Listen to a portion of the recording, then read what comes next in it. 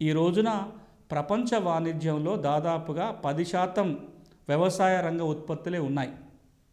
ఏదైతే ప్రపంచం వ్యాపారాలు అన్ని దేశాల వ్యాపారాలు జరుగుతున్నాయో, అంతర్జాతీయ వ్యాపారం ఏదైతే జరుగుతుందో అందులో దాదాపుగా 10% వ్యవసాయ రంగానికి సంబంధించిన ఉత్పత్తులే.